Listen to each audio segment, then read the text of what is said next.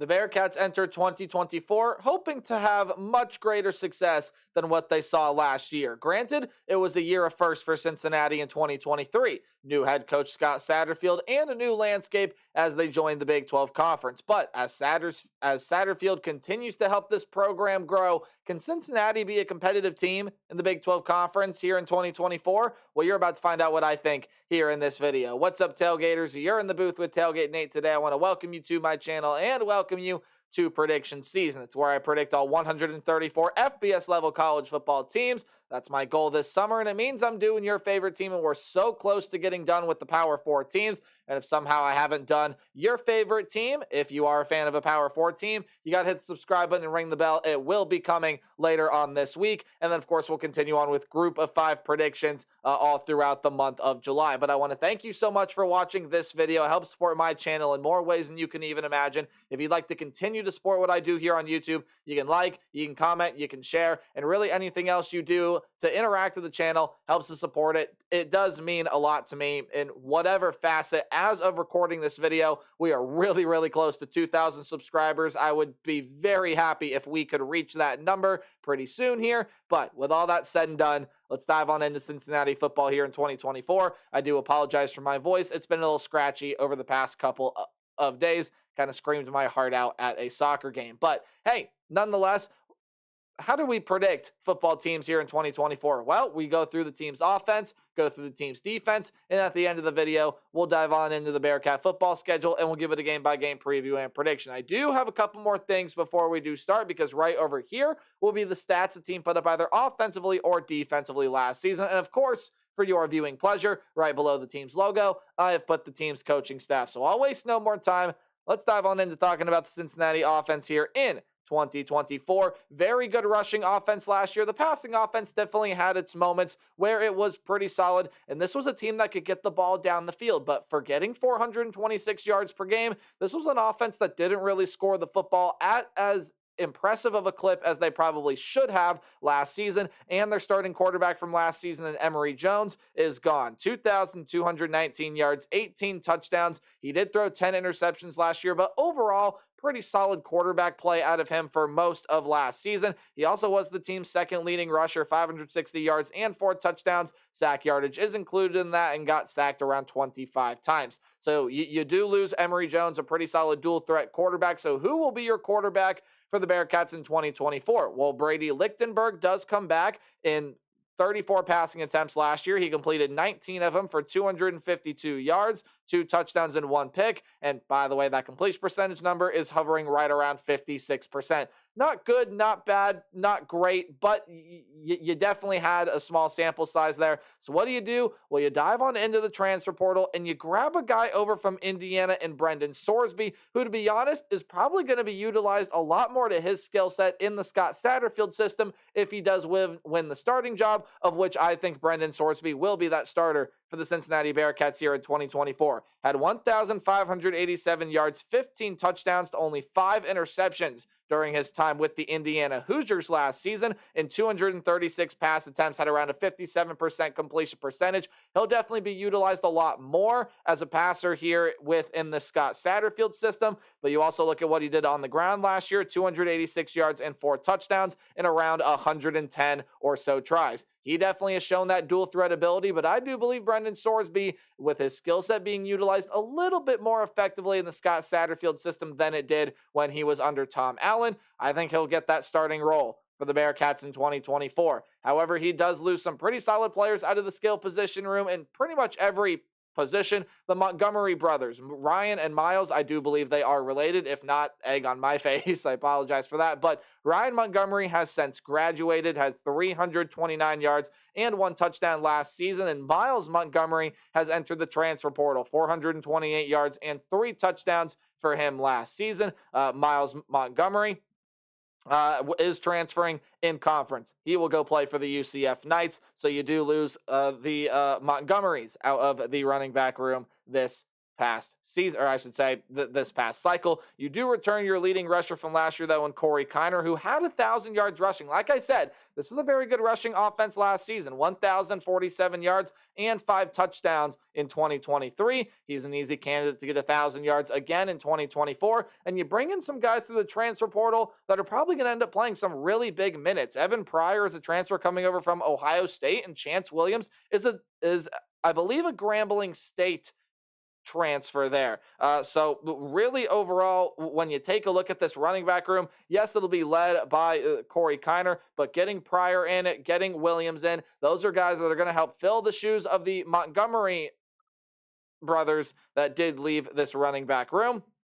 And you're still going to be seeing a really solid rushing attack out of Cincinnati this season. The passing room does lose some key targets from last season, as Braden Smith and D. Wiggins have since graduated. Your second and fourth leading receivers from last year, most notably in Braden Smith, 557 yards and 4 touchdowns for him last year. Shimon Medier has since transferred out, 258 yards, and led the team with 5 receiving touchdowns last year. And Peyton Singletary is gone as well. So right there, you lose your second, third, fourth, and fifth leading wide receivers from a season ago, all in that group. But you do get your leading receiver back. Of course, that's what that means. Xavier Henderson will be returning to the squad, 782 yards and 3 touchdowns on a team-high 58 catches for him last season. Evan Prater, Aaron Turner, Sterling Burkhalter, some other wide receivers that you'll see featured here in this room, but you also will see some guys that come over from the transfer portal, most notably in Tony Johnson, an FAU Owl transfer, and Tyron Smith, who is coming over from UTEP. They've produced some pretty solid wide receivers there in the past. Tyron Smith is no exception. He's a really good target, and both of those guys might end up being top three receivers for the Bearcats at the end of the season once it's all said and done. Joey Belgian does return as a tight end, but they wanted to dive on into the portal to get more of a depth piece, and they did. Joe Royer is another Ohio State transfer coming into this room that should play big minutes for the Bearcats in this tight end room. And on the offensive line, you do lose Cam Jones here, but hey, to my knowledge, every single starter on the offensive line last season does come back. John Williams, D'Artagnan Tinsley, Luke Kandra, DeAndre Buford, and Gavin Gerhardt, as well as a guy that was on the 2 deep last year, and Philip Wilder does come back. I do want to mention a guy they did bring in from the transfer portal. Don't know how big of a piece he is going to play here. I do believe he's a main transfer. Yes, that is correct. And I will butcher his last name, so I apologize for it. But Xavier Lozowicki. And I know there's probably some weird pronunciation with that I clearly am missing, but Xavier is transferring over from Maine. Who knows how big of a role he's going to play on the offensive line, especially with all 5 starters coming back. If Brendan Sorsby's skill set can be utilized well and he can play a good brand of football, much like he did at Indiana for most of the season last year, look, you're getting a dual threat option there, and even though Sorsby may not be as much of a runner as Emory Jones was, he's still shown the ability with his legs. We know he can do it. He's a pretty good passer. Again, 15-5 touchdown to interception ratio. You take that if you're the Cincinnati Bearcats. You're going to have a really good stable of running backs. The pass catching room is good. And of course, having all of those offensive linemen come back. It was an offensive line that did allow 27 sacks last year. With all 5 starters coming back, you should see that number go down in 2024. I think the Bearcat offense, as long as they can score the football better than they did last season, the offense should take a jump in play in 2024. Defensively, well, you need to see the defense take a jump in play. They allowed over 400 yards per game, right on the nose. They allowed 30 points per game, and the pass defense and rush defense really was nothing special in any fact, and I should say just any sense of it all, and they're losing a lot of talent off of this defense from last season. Most notably on the defensive line, of course, that's where we start, is Jawan Briggs. He has gone off to the NFL, the defensive tackle for the Bearcats last season, 27 tackles, 2 sacks,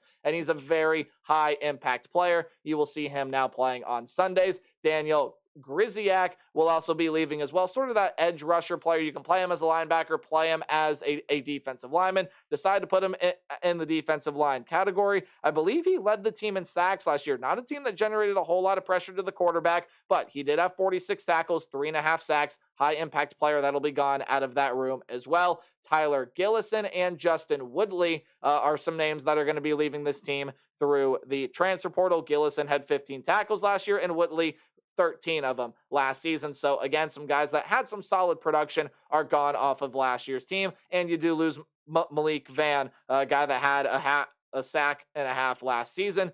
He is also gone due to graduation. He has run out of college eligibility. So that leaves your defensive line room a little bit thin in terms of returners. Dante Corleone does come back, as well as Eric Phillips and Rob Jackson. Corleone had 39 tackles and was right behind Grzyak with 3 sacks last season, but you needed some pieces in from the portal, and boy, did they get some really, really good ones, in my opinion. I think the Cincinnati defense hit it out of the park with some of the transfers that they did bring in. Darian Varner is coming over from Wisconsin. You have Makai Coleman coming over from Eastern Michigan, and then you have Cameron Wilson coming into this program here as well, that I think is also going to play some pretty big minutes for you on the defensive line. So overall, I really like what Cincinnati was able to do in the transfer portal on their defensive line. When you move on into the linebacker room, though, again, you do lose some really solid talent. Most notably is going to be Dorian Jones. Dorian Jones, very, very good player for this Bearcat defense last year. 56 tackles, 1 sack, 2 pass defended,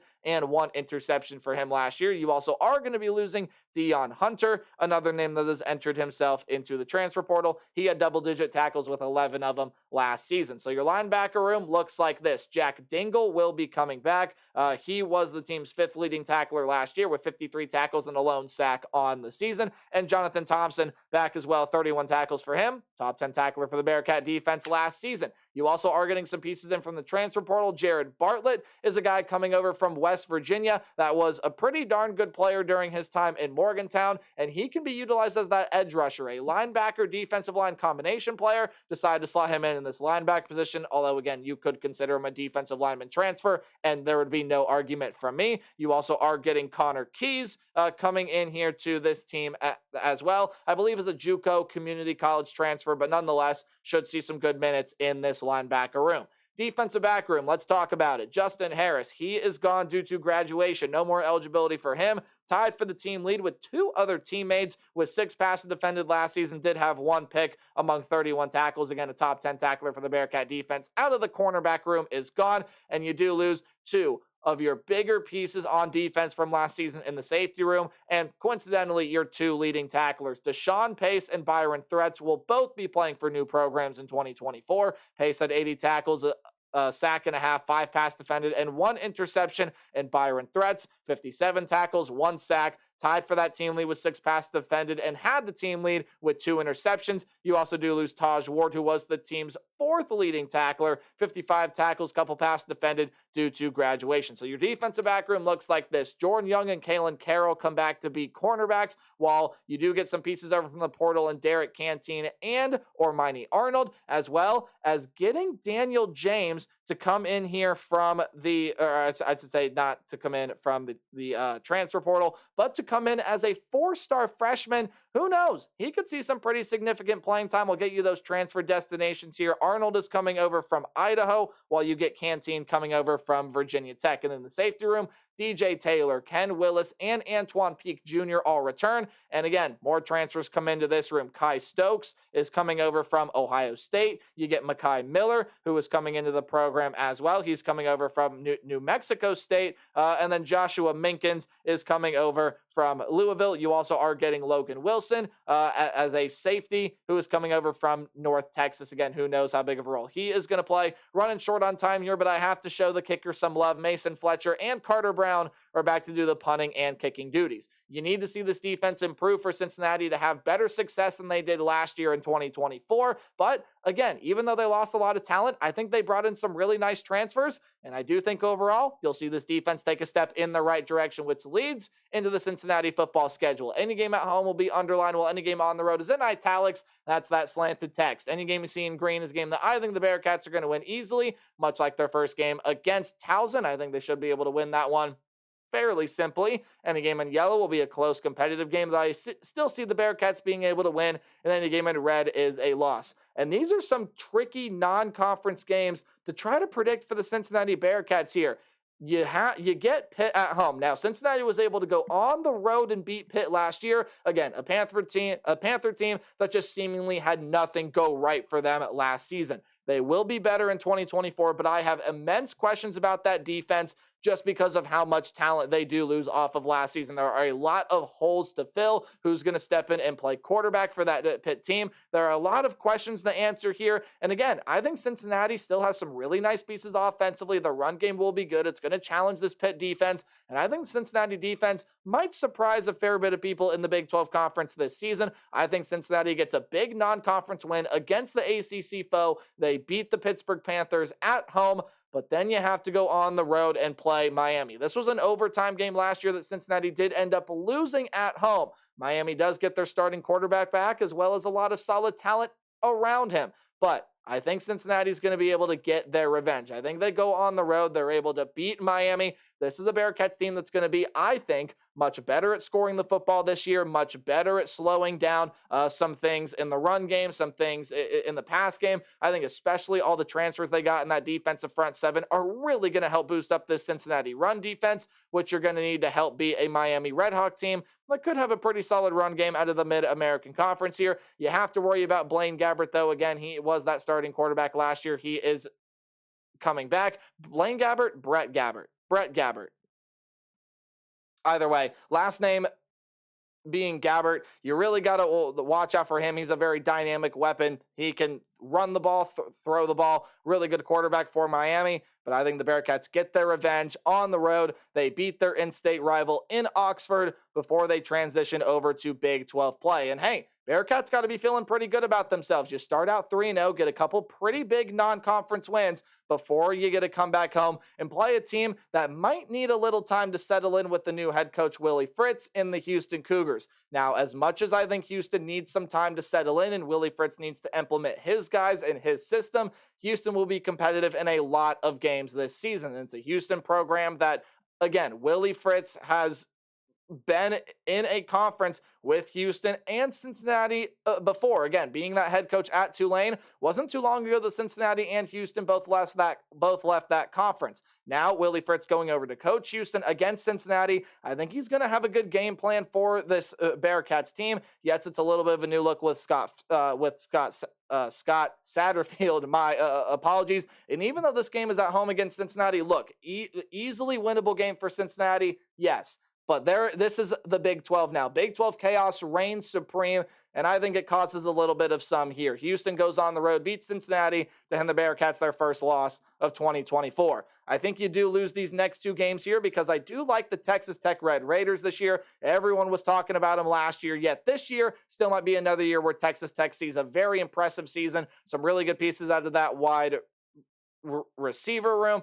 You have some really good pieces coming back on defense, especially some good transfers coming in on both sides of the ball for Texas Tech. And I love what Joey McGuire is doing there with that program in Lubbock. I think Cincinnati goes on the road and loses in that one. Then after your bye week, you got to go on the road in the bounce house. And Cincinnati and UCF, again, a lot of history between those two teams, especially going back to when Luke Fickell was with this Bearcat program. But UCF just clearly is the better team this season. They got a ton of talented pieces offensively coming in through the portal, including one from the Cincinnati Bearcats we mentioned earlier in Montgomery, coming over from the transfer portal, Miles Montgomery to be more specific. KJ Jefferson is there, and UCF will be a good team this year. They beat the Cincinnati Bearcats. I think the Bearcats start out the second half of the season, though, with a win against the Arizona State Sun Devils. Not too confident in the Sun Devils this season, even though I think that will be a better team. I think they're going to need a little bit more time to start seeing the results in the record books here, especially in that win-loss column moving forward. I think Kenny Dillingham is the right guy for the job. He needs some time. Cincinnati wins that game at home against Arizona State. But then you come up against a really, really tough stretch here. You got to go on the road to play the Colorado Buffaloes. And even though, again, the Buffaloes, very hard team to figure out. That's a team that definitely could end up falling below expectations again here in 2024. A lot of hype surrounding that team. They still have Shedeur Sanders. They still have Travis Hunter. They still have Shiloh Sanders and a ton of talented players coming through the portal. Yet, again, Who knows how good Colorado's going to be this year? That offensive and defensive line have got to get better, but they'll be good enough to get past Cincinnati in Boulder. That's a win for the Colorado Buffaloes. And then you got to move on to play the West Virginia Mountaineers after your second bye week. And the Mountaineers are going to be really talented this year. Garrett Green comes back at quarterback. A lot of good pieces come back defensively. Neil Brown saved his job last year. Now it's time for West Virginia to push for a Big 12 title. That'll be a really good team here in 2024 as the Bearcats lose at home in Nippert before they have to go on the road for 2 straight games, of which I think they lose both. I love the young talent that Matt Campbell has with the Iowa State Cyclones, and that's a Cyclone team you really got to watch out for this season. I love Rocco Becht at quarterback, and that defense, while yes, there are some good young pieces, there are some really experienced veterans on the defensive side that I think help them win a game like this. Kansas State has Avery Johnson coming in at quarterback this year as a full-time starter. I think he's going to be a really, really good player, and Cincinnati will lose that game. So even though all hope for a bowl game is lost at this point, I think you do win your final game of the season. And the only thing I will say about this game is this. Cincinnati returns everyone on the offensive line. I think TCU only returns 1 starter. Battle of the trenches will be huge, especially since this game is in Nippert. I like Cincinnati to win the battle of the trenches and win this game, especially with how good the Bearcat run offense is projected to be this year. So I have 5-7. But can this team make a bowl game? Yes. Maybe a little more time for Scott Satterfield here to develop the talents, get all of his guys in, but I thought he did a really good job through the transfer portal. Still, though, I have the Bearcats falling just short of a bowl game. But I want to know what you guys think in the comment section down below. Remember to play hard, but tailgate harder. And in the next video, we'll talk about the Virginia Cavaliers. Goodbye.